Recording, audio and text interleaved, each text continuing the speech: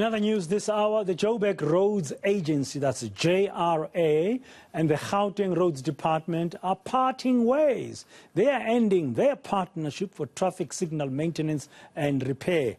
Joburg Transport MMC Funzela Ngobeni says the parties could not reach a consensus to renew the agreement.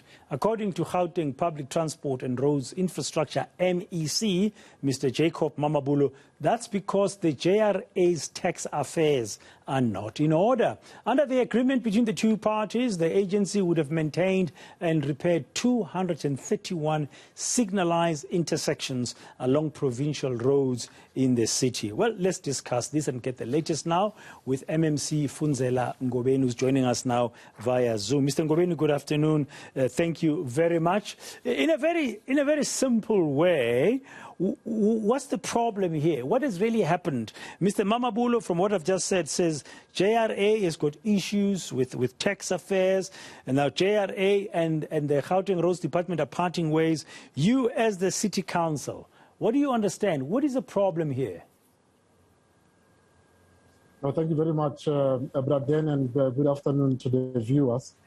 No, that's correct. I mean, there are issues with that JRA has with SARS, and there is a dispute between the entity and SARS, which is currently going through legal processes, and that will be finalized very soon.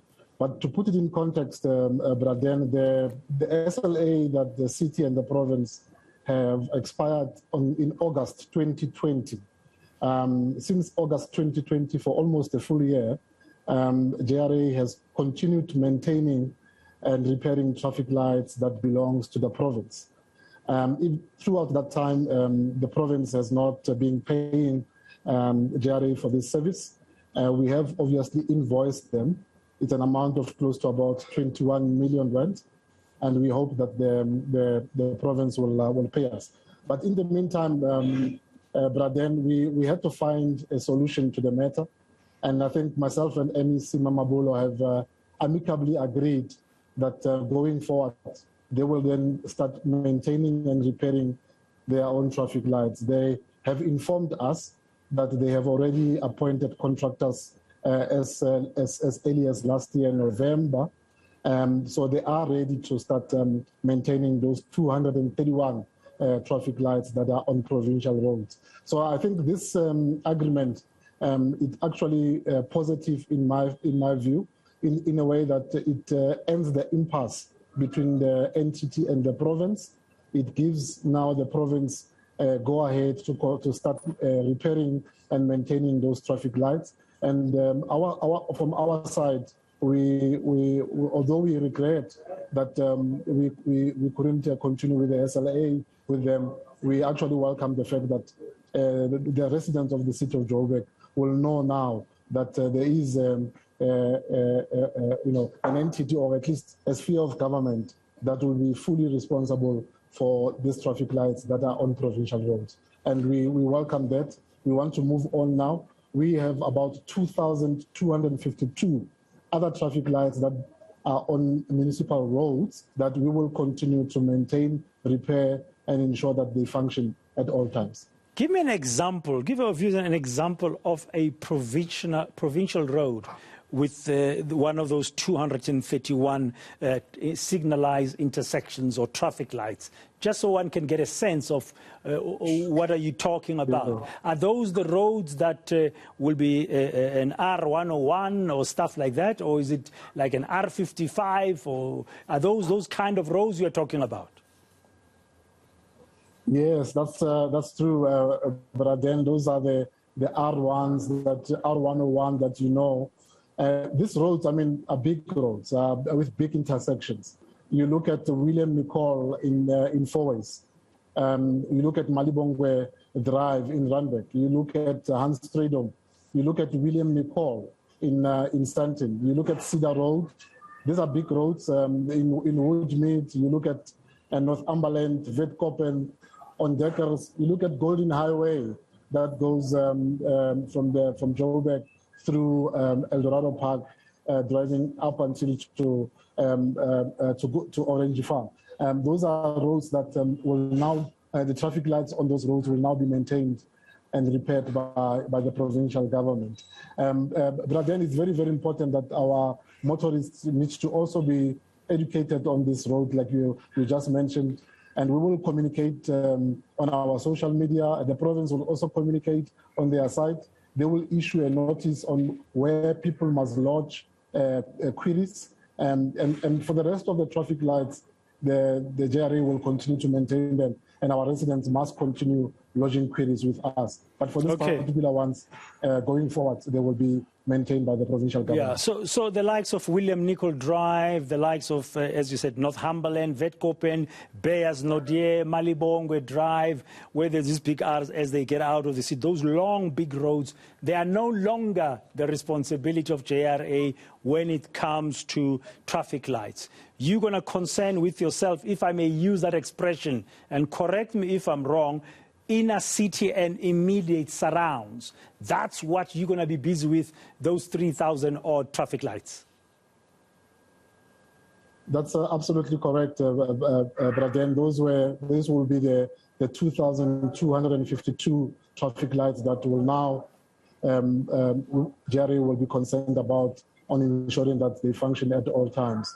And and we are ready to do so, and I think province is also ready to live up to the expectations. Yeah. Okay, Jan Smuts Avenue, I drive on that road sometimes. Is that provincial, is that city? I'm sorry to be practical and simple at the same time, because we just want to understand, so that when I see a traffic light that doesn't work, do I contact the province or do I contact the city? Yes, but then we will make this list available. It's already on our social media. It will be on our website. Okay. Jan Smuts is not one of them, but we will make sure that our residents are aware on which ones are there. Greyston Drive is one of them. Modderfontein Road is one of them. As I said, Cedar Road in 4 ways. It's also one of them. But we will make this list available. Okay. We really apologize to our residents that we have to make it a bit difficult for them. But this is how, unfortunately, government operates, and we have to make sure that we deliver. Yeah, we don't want the divorce between you and Mr. Mamabulo to cause a lot of headaches for us on the roads, and we don't know now who's responsible for what. Now, the SARS issue that you said does exist and you're busy resolving, won't it affect JRA's operation as well as a standalone entity? No, not really, but then I mean this dispute, I'm told, it's been about a year or so that it's been in existence, and the colleagues are trying to resolve it. It involves really a misunderstanding between the two. Now, this is the situation, Braden. JRA receives grants from the city of Johannesburg to repair and to maintain roads. And sometimes we don't get to use the entire money in the financial year, and that money needs to now roll over to the next year. SARS says to JRA, that money that is rolling over to next year, we want to consider it as profit. And if it's profit, that means we must tax you. JRA on the other side says, no, this is not profit. This is money that is going to service delivery. It's just being rolled over to next year. It will be used, and it's not money that is profit, is profit, and it shouldn't be taxed on the entity. So that's basically the dispute between SARS and JRA. I'm told that it's going to the tax court, and it will be resolved by latest May of this year. So we hope that will bring closure to the matter. But as it is now, it's not stopping us from delivering services. It's just obviously a hindrance in that we are unable to renew an SLA like the one that we had with the province, because now it affects the tax clearance situation that we are currently having.